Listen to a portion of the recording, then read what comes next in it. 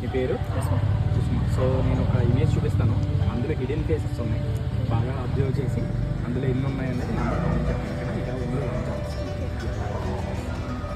starts నా